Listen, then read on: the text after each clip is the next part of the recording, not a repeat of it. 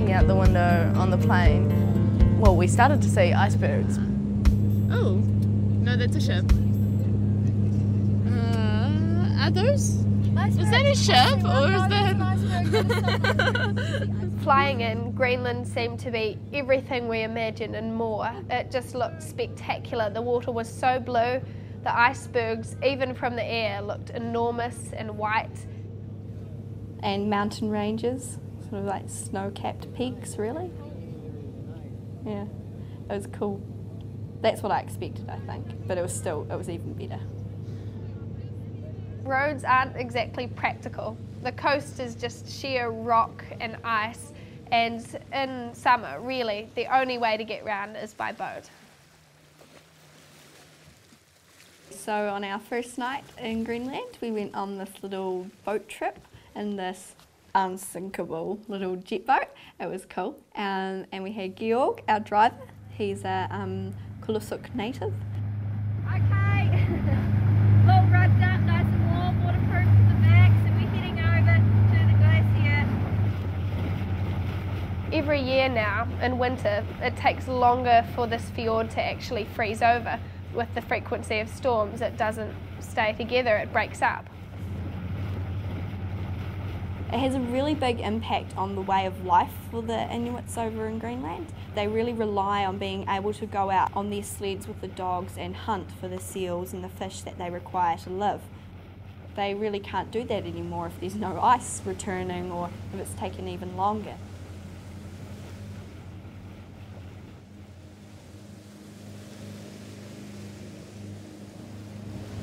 You can see island here. Yeah. 50 years ago, no island.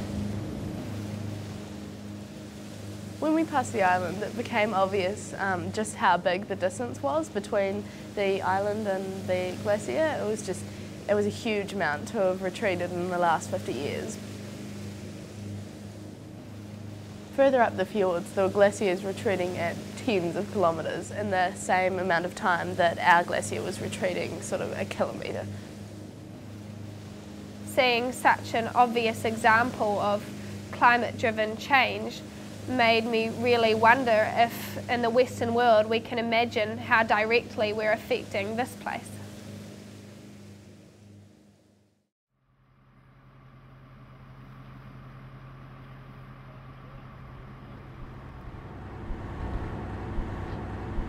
We are on ship, on boat, fishing boat, rusty old fishing boat, en route to Ikateq, which is a small hunting village. An abandoned hunting village.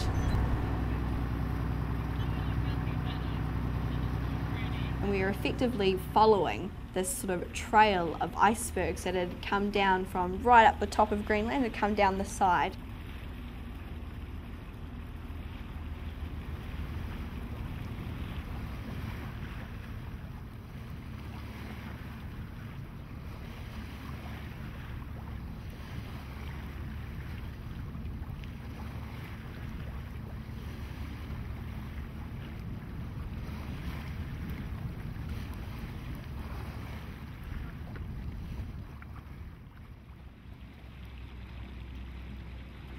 Sort of hard to explain how we felt walking into Ikateq. I guess I sort of felt like I was intruding into some sort of people's past lives. Like, I mean, there would have been generations of people born there and lived there, grown up there and died there even. And I sort of felt like I was intruding into this space that was sort of, I guess, sacred. And they float into the walrus colony, and the walruses look quite amicable, really.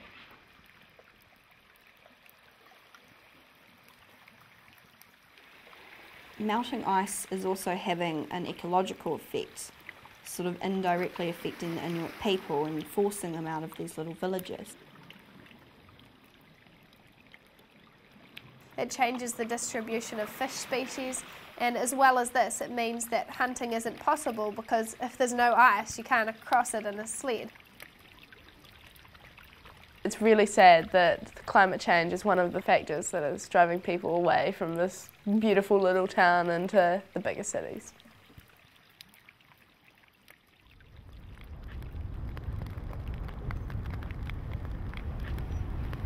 On the boat ride back to the airport, we sort of encountered some bad weather.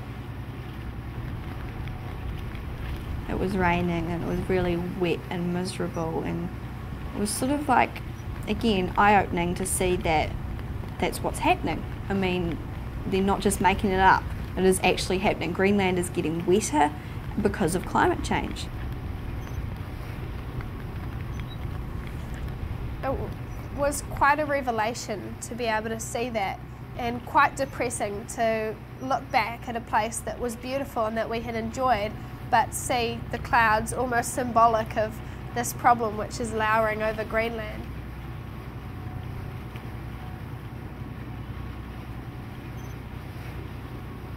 It was really eye-opening to see that the effects of our actions are actually taking hold of a place that really hasn't done anything to deserve that.